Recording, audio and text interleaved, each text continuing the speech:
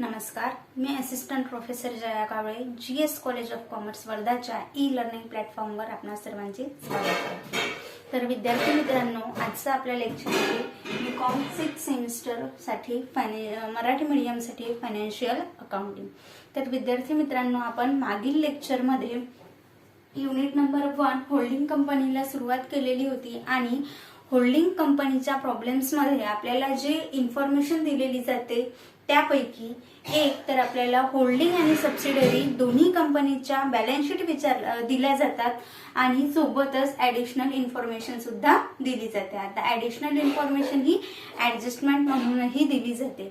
तर या ऍडजस्टमेंटचा इफेक्ट आपल्याला कशा पद्धतीने करायचा आहे हे आपण मागील लेक्चरमध्ये काही पॉइंट्स बघितले, ज्यामध्ये आपण अनरिअलाइज्ड प्रॉफिट बघितलं, त्यानंतर आपण इंटरडेप्ट ट्रान्झॅक्शन बघितलं, त्यानंतर आपण goodwill in balance sheet, then fictitious assets बघितलं, त्यानंतर cash in transit, goods in transit यासारख्या ऍडजस्टमेंट आपण मागील लेक्चरमध्ये बघितलेले आहे। आज आपल्याला बघायचं आहे की जर डिव्हिडंड होल्डिंग कंपनीला जर सबसिडरी कंपनीचा डिव्हिडंड रिसीव्ह होत असेल, म्हणजेच जर सबसिडरी कंपनी डिव्हिडंड प्रपोज करत असेल किंवा डिव्हिडंड देत असेल, तर या ट्रान्झॅक्शन्सच्या किंवा या ऍडजस्टमेंटचे इफेक्ट्स आपल्याला होल्डिंग कंपनीचा रेकॉर्ड मेंटेन करत असताना कशा पद्धतीने ठेवायचं आहे हे आपण आजच्या लेक्चरमध्ये बघणार आहोत।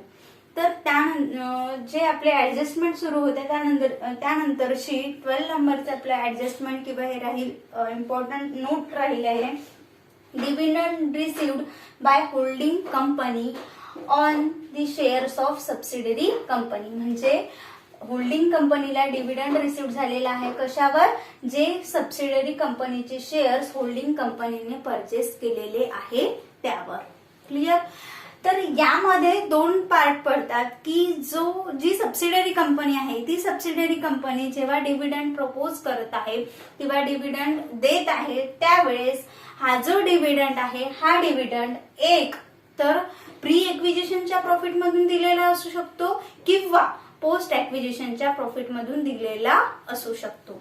तर यामध्ये आपल्याला दोन टाइप बघायचे आहे। टाइप नंबर 1 आहे if dividend received related to pre acquisition period, म्हणजे जो डिव्हिडंड रिसिव्ड होणार आहे तो जर प्री एक्विजिशन पिरियड मधून किंवा प्री एक्विजिशन प्रॉफिट मधनं जर रिसिव्ड होत असेल तर त्याचे जे कॅल्क्युलेशन आहे किंवा त्याचे जे इफेक्ट्स आहे ते कशा पद्धतीने करायचे आहे तर ते बघायचं आहे आपल्याला। आता प्री इक्विजिशन पिरियड म्हणजे काय की कंपनीने म्हणजेच होल्डिंग कंपनीने सबसिडरी कंपनीचे शेअर्स परचेस करण्यापूर्वीचा सबसिडरी कंपनीचा जो पिरियड असेल तो म्हणजेच प्री एक्विजिशन पिरियड। आता प्री एक्विजिशन पिरियड मध्ये आपल्याला आपण कॅपिटल प्रॉफिट कॅल्क्युलेट करत असतो, कॅपिटल प्रॉफिट फाइंड आउट करत असतो। तर यामध्ये प्री एक्विजिशन मध्ये म्हणजेच होल्डिंग कंपनीने शेअर्स परचेस करण्यापूर्वीचा जो नफा राहील त्याला आपण काय म्हणत असतो, कॅपिटल प्रॉफिट। क्लिअर? तर या कॅपिटल प्रॉफिट मधून म्हणजे प्री एक्विजिशनच्या प्रॉफिट मधनं कॅपिटल प्रॉफिट मधनं आपल्याला हे जे डिव्हिडंड असेल, डिव्हिडंड रिसिव्ड असेल ते मायनस करावं लागेल किंवा लेस करावं लागेल। क्लिअर? त्यानंतर दुसरा इफेक्ट आहे जेव्हा आपण गुडविल किंवा कॅपिटल रिझर्वचं कॅल्क्युलेशन करत असतो।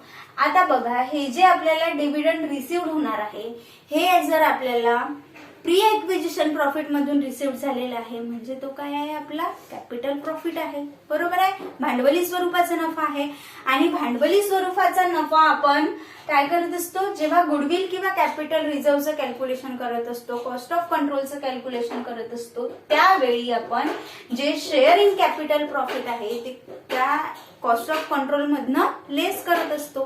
तर त्यासोबत म्हणजे हे जे कॅपिटल प्रॉफिट आहे हा जो आपला भांडवली स्वरूपाचा नफा आहे त्यासोबतच जे डिव्हिडंड रिसिव्ह होणार आहे प्री एक्विजिशन पिरियड मधनं ते डिव्हिडंड रिसिव्ह हा सुद्धा आपला एक प्रकारचा भांडवली स्वरूपाचा नफा आहे आणि शेअर इन कॅपिटल प्रॉफिट मध्ये हा भांडवली स्वरूपाचा नफा ऍड होऊन नंतरची जी उर्वरित अमाऊंट आहे ती कॉस्ट ऑफ कंट्रोल मधून लेस होईल आणि उरलेलं जे राहील ते आपलं गुडविल किंवा कॅपिटल रिझर्व जे काही येईल ते। क्लिअर? हा झाला दुसरा इफेक्ट। आता तिसरा इफेक्ट, हा जो भांडवली नफा आहे, हा भांडवली नफा आपल्याला जे कन्सोलिडेटेड बॅलन्स शीट आहे त्या कन्सोलिडेटेड बॅलन्स शीट मध्ये जे लायबिलिटी साइडला आपण प्रॉफिट अँड लॉस अकाउंट लिहिलेला आहे त्या प्रॉफिट अँड लॉस अकाउंट मध्ये शेअर इन रिव्हेन्यू प्रॉफिट आपण प्लस करत असतो, बरोबर आहे. या शेअर इन रिव्हेन्यू प्रॉफिट मधून हा जो डिव्हिडंड आपल्याला रिसिव्ह झालेला आहे हा आपला रिव्हेन्यू प्रॉफिट नाही आहे, बरोबर आहे. कारण आपण ते शेअर परचेस करण्यापूर्वी त्या कंपनीने ते अर्न केलेलं प्रॉफिट आहे, त्यावर आपल्याला डिव्हिडंड मिळत आहे, तो भांडवली स्वरूपात आपल्याला मिळालेला आहे आणि म्हणून ते प्रॉफिट अँड लॉस अकाउंट मधनं लेस करायचं आहे डिव्हिडंड रिसिव्ड. क्लिअर. तर याचे 3 इफेक्ट झाले. एक, कॅपिटल प्रॉफिट मधून लेस केलं, त्यानंतर शेअर इन कॅपिटल प्रॉफिट मध्ये डिव्हिडंड रिसिव्ड प्लस केलं, म्हणजेच कॉस्ट ऑफ कंट्रोल मधून इनडायरेक्टली ते लेस झालं. आणि दुसरा इफेक्ट, बॅलन्स शीट मध्ये प्रॉफिट अँड लॉस अकाउंट मधनं म्हणजे या टोटल मधनं ते लेस करायचं. बट केव्हा हे 3 इफेक्ट अशा पद्धतीचे केव्हा होतील, जेव्हा डिव्हिडंड रिसिव्ड हा pre acquisition profit, pre acquisition पिरियडशी रिलेटेड असेल तेव्हा. क्लिअर. आता यामधला दुसरा पार्ट काय आहे, if dividend received related to post acquisition profit. म्हणजे जर जे डिव्हिडंड रिसिव्ड होणार आहे ते डिव्हिडंड रिसिव्ड जर पोस्ट ऍक्विजिशन प्रॉफिटशी रिलेटेड असेल, म्हणजे जे डिव्हिडंड रिसिव्ड आहे ते पोस्ट ऍक्विजिशन असेल, म्हणजे होल्डिंग कंपनीने सबसिडरी कंपनीचे शेअर्स परचेस केल्यानंतर जो काही सबसिडरी कंपनीचा प्रॉफिट असेल त्यामधून जर सबसिडरी कंपनी डिव्हिडंड देत आहे आणि त्यामधून जर डिव्हिडंड कंपनीला रिसिव्ड होत आहे तर त्यावेळी काय इफेक्ट केले पाहिजे, काय परिणाम केला पाहिजे, तर हे आहे आता पोस्ट ऍक्विजिशन आहे म्हणजे रिव्हेन्यू प्रॉफिटशी रिलेटेड आहे आणि रिव्हेन्यू प्रॉफिट मधून जर का डिव्हिडंड दिल्या जात आहे तर तेवढं रिव्हेन्यू प्रॉफिट आपलं काय होते, कमी होत असते. तर हे रिव्हेन्यू प्रॉफिट मधून लेस करायचं आहे. क्लिअर. आणि याचा दुसरा इफेक्ट आहे की मग हे जे आहे म्हणजे रिव्हेन्यू प्रॉफिट मधनं मिळणारं जे डिव्हिडंड आहे हा कंपनीचा रिव्हेन्यू प्रॉफिट आहे, बरोबर आहे. म्हणजे हा जो नफा आहे, आता कॅपिटल प्रॉफिट होतं म्हणून ते आपण लेस केलं, परंतु हा रिव्हेन्यू नफा आहे, रिव्हेन्यू प्रॉफिट आहे म्हणून ते कन्सोलिडेटेड बॅलन्स शीट मध्ये प्रॉफिट अँड लॉस अकाउंट मध्ये डिव्हिडंड रिसिव्ड जे आहे ते प्लस होईल. क्लिअर. कॅपिटल प्रॉफिट जे आहे आपलं म्हणजे डिव्हिडंड रिसिव्ड जर प्री ऍक्विजिशन पिरियडचं असेल तर ते लेस होईल आणि जर पोस्ट ऍक्विजिशन पिरियड मधलं असेल तर हे कंपनीचं रिव्हेन्यू इन्कम आहे आणि रिव्हेन्यू इन्कम हे आपल्याला प्रॉफिट अँड लॉस अकाउंट मध्ये ऍड करून बॅलन्स शीट मध्ये शो करायचं असतं. तर या पद्धतीने आहे dividend received by holding company on the shares of subsidiary company. Clear. तर या पद्धतीचे ऍडजस्टमेंट आपल्याला क्वेश्चन मध्ये विचारल्या जाऊ शकते, तर त्या ऍडजस्टमेंटचे इफेक्ट आपल्याला कशा पद्धतीने करायचे हे आपण आता बघितलं. त्यानंतर आहे प्रपोज डिव्हिडंड. आता प्रपोज डिव्हिडंड जर आपल्याला बॅलन्स शीट मध्ये दिलेलं असेल, जर इन्फॉर्मेशन दिलेली आहे तर या पद्धतीने इफेक्ट करायचे. बट जर आपल्याला बॅलन्स शीट मध्ये दिलेला आहे प्रपोज डिव्हिडंड, क्लिअर, सबसिडरी कंपनीच्या बॅलन्स शीट मध्ये लायबिलिटी साइडला जर प्रपोज डिव्हिडंड दिलेला आहे तर त्याचं आपल्याला काय करायचं आहे, तर जे प्रपोज डिव्हिडंड आहे, आता जनरल रिझर्व्ह आहे, प्रॉफिट अँड लॉस अकाउंटचा बॅलन्स आहे, ते काय करतो आपण कॅपिटल प्रॉफिट मध्ये घेतो, बरोबर आहे. बाकी ज्या काही असेट्स लायबिलिटीज असतील त्या कन्सोलिडेटेड बॅलन्स शीट मध्ये लिहितो. बट जर प्रपोज डिव्हिडंड नावाचं असं काही एखादी पद असेल तर हे जे प्रपोज डिव्हिडंड आहे हे आपल्याला जो शेअर होल्डिंग्स रेशो असेल, म्हणजे जो फर्स्ट काढलेला आहे म्हणजे शेअर्स रेशो जो आपण काढलेला आहे त्या शेअर्स रेशोच्या प्रमाणामध्ये होल्डिंग कंपनी आणि मायनॉरिटी शेअर होल्डर्सला तो जो प्रपोज डिव्हिडंड आहे तो त्यांच्या शेअर रेशो मध्ये वाटून द्यायचा आहे.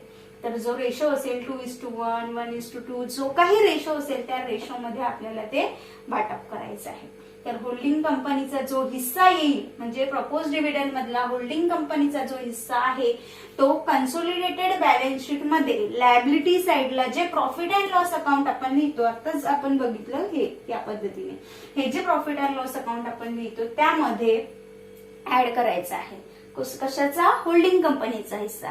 आणि जो मायनॉरिटी शेअर होल्डरचा जो हिस्सा असेल तो मायनॉरिटी शेअर होल्डरचा हिस्सा जे कन्सोलिडेटेड बॅलन्स शीट मध्ये लायबिलिटी साइडला जे आपण मायनॉरिटी इंटरेस्ट लिहूया त्यामध्ये प्लस होईल, मायनॉरिटी इंटरेस्ट मध्ये प्लस होईल प्रपोज डिव्हिडंड.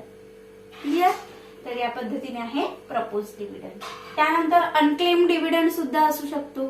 तर अनक्लेम डिव्हिडंड जर असेल तर जर इंटरडेट ट्रान्झॅक्शन असेल, म्हणजे सपोज एका कंपनीने ते डिव्हिडंड प्रपोज केलेलं होतं आणि ते अनक्लेम आहे, म्हणजे या कंपनीने ते अजूनपर्यंत उचललेलं नाही, रिसिव्ह केलेलं नाही. तर अशा पद्धतीने जर इंटरडेप्ट असेल तर ते सोडून द्यायचं. आणि इतर शेअर होल्डरचं जर अनक्लेम डिव्हिडंड असेल तर ते मात्र कन्सोलिडेटेड बॅलन्स शीट मध्ये लायबिलिटी साइडला दाखवायचं आहे. क्लिअर आहे? त्यानंतर कंटिंजंट लायबिलिटी, संभाव्य देयता नावाची एखादी लायबिलिटी असू शकते. तर जर संभाव्य देयता जर असेल तर संभाव्य देयता म्हणजे आकस्मिक भविष्यामध्ये एखादी देयता उद्भवू शकते, ही सबसिडियरी कंपनीची असू शकते किंवा होल्डिंग कंपनीची सुद्धा असू शकते. तर ती आपल्याला कन्सोलिडेटेड बॅलन्स शीट मध्ये इनर कॉलम मध्ये मेन्शन करायची असते. क्लिअर? आता हे ज्या पद्धतीने महत्वाच्या आपल्या ऍडजस्टमेंट होत्या, त्याच पद्धतीने जरी आपल्याला सिलेबस मध्ये क्लिअरली सांगितलेलं नसेल तरी बोनस इश्यू नावाचा एक प्रकार येतो. म्हणजेच जी सबसिडरी कंपनी आहे ती सबसिडरी कंपनी आपले बोनस शेअर्स इश्यू करत असते आणि जर त्या सबसिडरी कंपनीने आपले बोनस शेअर्स इश्यू केलेले असतील तर त्या बोनस शेअर्सचा रेकॉर्ड कशा पद्धतीने ठेवायचा हे आता आपण बघूया. तर पॉइंट नंबर 16 आहे बोनस शेअर्स. आता हे जे बोनस शेअर्स आहे हे बोनस शेअर्स ज्या पद्धतीने होल्डिंग कंपनी सबसिडियरी कंपनीचे जे शेअर्स परचेस करते त्या पद्धतीनेच जे बोनस शेअर्स आहे ते बोनस शेअर्स त्या प्रत्येकी जेवढे शेअर्स परचेस केलेले असतील त्या शेअर्सवर पर्टिक्युलर शेअर बोनस म्हणून दिले जातील. तर यामध्ये याचा रेकॉर्ड ठेवताना आपल्याला कसं ठेवायचंय, सर्वात पहिला इफेक्ट याचा होणार आहे जे आपण कॉस्ट ऑफ कंट्रोलचं जे कॅल्क्युलेशन करतो किंवा गुडविल किंवा कॅपिटल रिझर्वचं जे कॅल्क्युलेशन आपण करत असतो त्यामध्ये आपण काय घेतो, कॉस्ट किंवा परचेस प्राइस ऑफ शेअर किंवा कॉस्ट प्राइस ऑफ शेअर. ठीक आहे? त्यानंतर त्यामधून लेस होत असते फेस व्हॅल्यू ऑफ शेअर, म्हणजे आपण किती रुपयाला शेअर परचेस केले मात्र त्याची ऍक्च्युअल फेस व्हॅल्यू किती आहे आणि जे आपलं जे प्राइस उरेल ती झाली आपली कॉस्ट ऑफ कंट्रोल, म्हणजे आपण किती रुपये एक्स्ट्रा दिलेले आहे. बरोबर आहे? त्यामधनं लेस होईल बोनस शेअर्स. क्लिअर? त्यामधनं लेस होईल बोनस शेअर्स. कारण हे जे आहे हा सुद्धा एक प्रकारचा आपला भांडवली स्वरूपाचा नफा आहे. कारण बोनस शेअर्स कंपनी देत आहे, आपण आता त्या कंपनीचे भाग परचेस केलेले आहे, शेअर परचेस केलेले आहे, आपला त्यामध्ये काही हिस्सा नसतोच. परंतु जर कंपनी ते बोनस म्हणून शेअर्स देत आहे तर हा आपला भांडवली स्वरूपाचा नफा आहे आणि तो भांडवली स्वरूपाचा नफा या कॉस्ट ऑफ कंट्रोल मधून लेस होईल. क्लिअर? त्यानंतरचा जो उर्वरित भाग असेल तो उर्वरित भाग त्यामधनं शेअर इन कॅपिटल प्रॉफिट भांडवली नफा लेस होईल आणि उर्वरित जे रक्कम असेल ते असेल गुडविल किंवा कॅपिटल रिझर्व. आणि हे जे गुडविल किंवा कॅपिटल रिझर्व आहे याचे ऍडजस्टमेंट कन्सोलिडेटेड बॅलन्स शीट मध्ये होईल आहे. ठीक आहे? तर फर्स्ट इफेक्ट काय झाला, गुडविल किंवा कॅपिटल रिझर्वच्या कॅल्क्युलेशन मधनं लेस केलं. क्लिअर? त्यानंतर दुसरा इफेक्ट काय आहे त्याचा, आता हे जे बोनस शेअर्स आहे हे बोनस शेअर आता या कंपनी होल्डिंग कंपनीचा हिस्सा आपण यातून लेस केला. आता राहिला मायनॉरिटी इंटरेस्टचा हिस्सा म्हणजे मायनॉरिटी शेअर होल्डर्सचा हिस्सा. तर जो मायनॉरिटी शेअर होल्डर्सला जे बोनस शेअर्स मिळालेले असतील ते बोनस शेअर्स मायनॉरिटी इंटरेस्ट मध्ये प्लस होईल. तर दुसरा इफेक्ट काय होईल, मायनॉरिटी इंटरेस्ट मध्ये जेवढे बोनस शेअर्स मायनॉरिटी शेअर होल्डर्सच्या हिस्स्याचे असतील तेवढे शेअर्स आपल्याला मायनॉरिटी इंटरेस्ट मध्ये प्लस करायचे आहे. क्लिअर? त्यानंतर तिसरा इफेक्ट किंवा तिसरा आणि महत्वाचं किंवा याला फर्स्ट इफेक्ट सुद्धा आपण करू शकतो की जे बोनस शेअर्स आहे ते बोनस शेअर्स डिपेंड करते की ते बोनस शेअर्स कॅपिटल प्रॉफिट मधून इश्यू केलेले आहे की रिव्हेन्यू प्रॉफिट मधून इश्यू केलेले आहे. जर का बोनस शेअर्स कॅपिटल प्रॉफिट मधून इश्यू केलेले असतील तर कॅपिटल प्रॉफिट मधनं लेस केले जाईल आणि जर रिव्हेन्यू प्रॉफिट मधनं इश्यू केलेले असतील तर रिव्हेन्यू प्रॉफिट मधनं लेस केले जाईल. ठीक आहे. आता सपोज आपण फॉर एक्झाम्पल घेतलं की जर कॅपिटल प्रॉफिट मधनं बोनस शेअर्स इश्यू केलेले असतील तर आधी जनरल रिझर्व्ह जे काही असेल ते प्रॉफिट बिफोर एक्विजिशन, P&L अकाउंटचे बॅलन्स, जे कॅपिटल प्रॉफिटशी रिलेटेड पद आहे ते घेतले.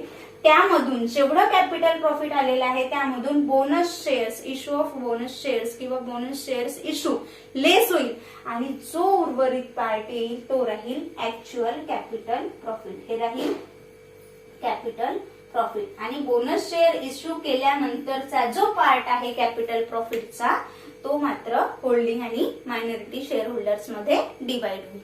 क्लिअर. आणि याचं जे होल्डिंग कंपनीचा जो शेअर आहे तो कॉस्ट ऑफ कंट्रोल मधून लेस झाला आणि मायनॉरिटी शेअर होल्डर्सचा जो शेअर असेल तो मायनॉरिटी इंटरेस्ट मध्ये प्लस झाला. तर अशा पद्धतीने बोनस शेअर्स जे कॅल्क्युलेशन आहे किंवा त्याचे जे इफेक्ट्स आहे ते या पद्धतीने केले जाईल. सर्वात आधी कॅपिटल प्रॉफिट किंवा रिव्हेन्यू प्रॉफिट मधून तेवढा पार्ट म्हणजे जेवढे बोनस शेअर्स आपण इश्यू केलेले आहे तेवढा पार्ट लेस होईल. त्यानंतर हे जेवढं बोनस शेअर्स इश्यू असेल किंवा एवढे जे बोनस शेअर्स आपण इश्यू केलेले आहे तर याचं एक आपण वेगळं कॅल्क्युलेशन करू शकतो. बोनस शेअर्स, या बोनस शेअर्स मधला होल्डिंग कंपनीचा हिस्सा आणि मायनॉरिटी शेअर होल्डर्सचा हिस्सा. आणि हे जे होल्डिंग आणि मायनॉरिटीचा आहे, होल्डिंग कंपनीचा हिस्सा कॅल्क्युलेशन ऑफ गुडविल मधून लेस होईल आणि मायनॉरिटी शेअर होल्डरचा जो हिस्सा आहे तो मायनॉरिटी इंटरेस्ट मध्ये प्लस होईल. या पद्धतीने बोनस शेअर्सचं कॅल्क्युलेशन केलं जाईल.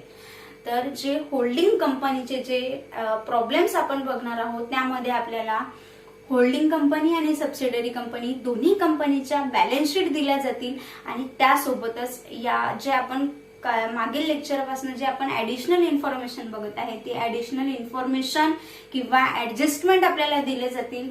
यापैकी काही ऍडजस्टमेंट आपल्याला क्वेश्चन मध्ये असेल त्या ऍडजस्टमेंटचा इफेक्ट ज्या पद्धतीने आपण आतापर्यंत बघितलेला आहे त्या पद्धतीचे इफेक्ट्स आपल्याला क्वेश्चन सॉल्व्ह करत असताना करायचे आहे. या जे आपल्याला क्वेश्चन मध्ये जे विचारलेलं आहे ते तेवढंच पार्ट आपल्याला सॉल्व्ह करायचं आहे आणि मेन जो आपला टार्गेट आहे की कंपनीची म्हणजे होल्डिंग कंपनीची कन्सोलिडेटेड बॅलन्स शीट आपल्याला तयार करायची आहे. तर आजपर्यंत म्हणजे या लेक्चर पर्यंतचा जो पोर्शन होता ते आपण सर्व बेसिक इन्फॉर्मेशन आतापर्यंत बघितलेली आहे. यानंतर नेक्स्ट लेक्चर पासून आपण ऍक्च्युअल होल्डिंग कंपनीचे प्रॉब्लेम सुरू करणार आहोत. आधी आपण सिंपल प्रॉब्लेम पासून सुरू करूया आणि प्रत्येक ऍडजस्टमेंट ही प्रत्येक एका नवीन पॉइंट मध्ये येईल याचा मी प्रयत्न करेल. तुम्हाला व्हिडिओ कंटिन्यू मध्ये बघायचे आहे, प्रॅक्टिस करायची आहे. जर काही अडचणी असेल, काही नसेल समजलं तर ते फ्रीली तुम्ही मला विचारू शकता. यानंतर पुन्हा भेटूया नेक्स्ट लेक्चर मध्ये होल्डिंग कंपनीच्या एक नवीन प्रॉब्लेम सोबत. तोपर्यंत धन्यवाद.